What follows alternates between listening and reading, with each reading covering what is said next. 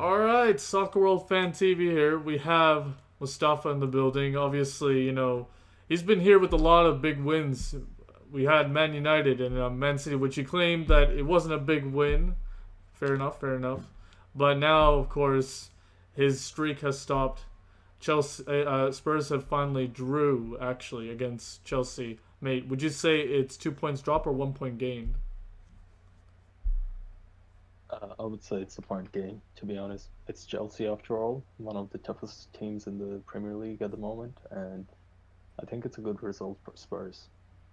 Where do you think has gone wrong with Mourinho? Because I think he was really good with the transition a little bit in the first half, but then we haven't seen much of that coming into the second half, and they kind of struggled to get on the offensive end.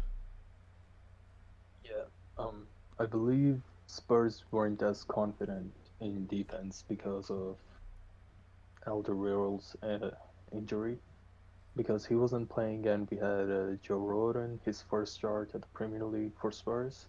So I felt like Spurs were playing a little more conservative rather than creating chances, making more long balls like they did against City. They didn't create as much chances. They relied more on their midfield in comparison to City game. So I think what the result currently is, I think it's a very good result for Spurs. Hmm. And we talk about Spurs as well. I feel like with the Spurs game against Man City, you were very clinical on the night. I think 2 shots on target, 2 goals. This time around, I don't think you had a lot of those chances and everything. What I want to look at it in the Chelsea point of view. They were creating a lot of chances and everything. What do you think has gone wrong for them, and why weren't they able to use one of those chances to score a goal? First of all, I think Lampard did a great job.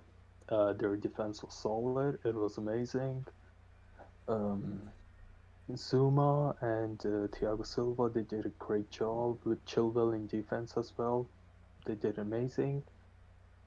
They didn't really rely on their midfield as much, and we just, it might be my opinion, but we saw Ndombele completely on N'Golo Kante, and I think in our midfield we were a bit stronger, but we couldn't break through like we did against City and United because they shut down Kane and Son completely. They just sat back whenever we were in attack.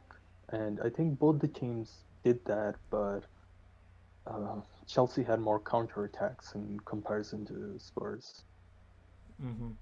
And of course, a big derby game, of course, and then the next game, of course, in the league. I think it is the North London derby, right? It's exciting moments and everything, but of course, we've seen Arsenal. They tend to peg back and everything. So with a team that is kind of similar to you, where they like to peg back and then go on the counter and everything, how are you gonna change it up against Arsenal? Oh, I believe it's going to be a totally different game. Mourinho is going to enter that game with a different mentality. You're going to see different Spurs.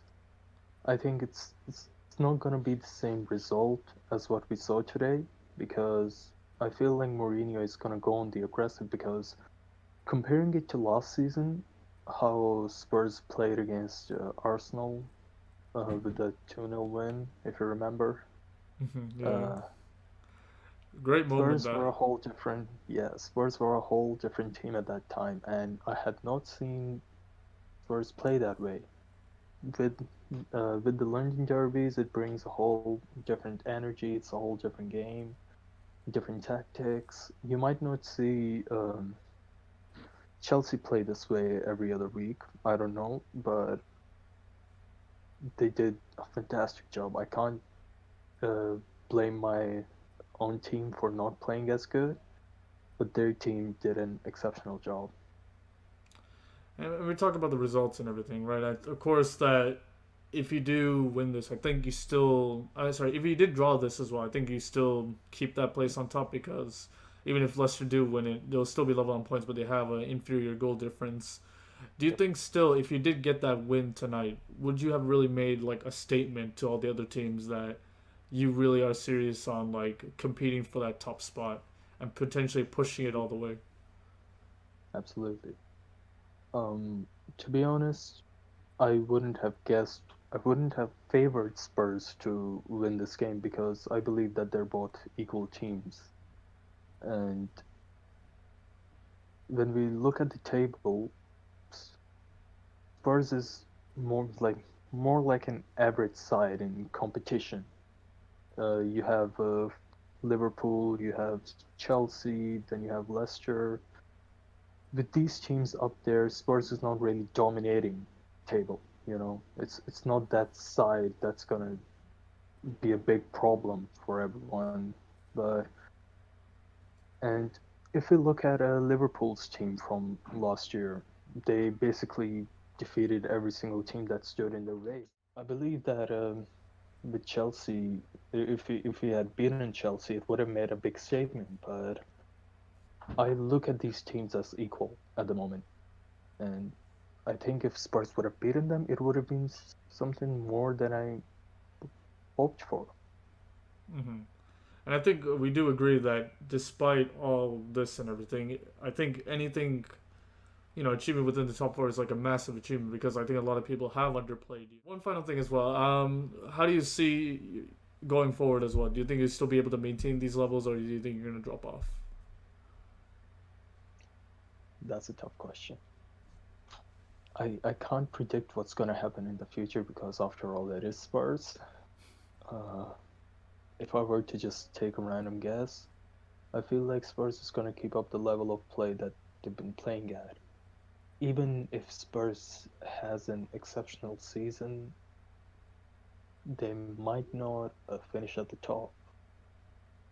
If we were unable to beat Chelsea, then it shows that teams can read us, especially with Lampard. If Lampard can read Mourinho's play, then everyone else can because Mourinho is not new to the game. He's been here for a long time, not at Spurs, but in Premier League and in the football scene.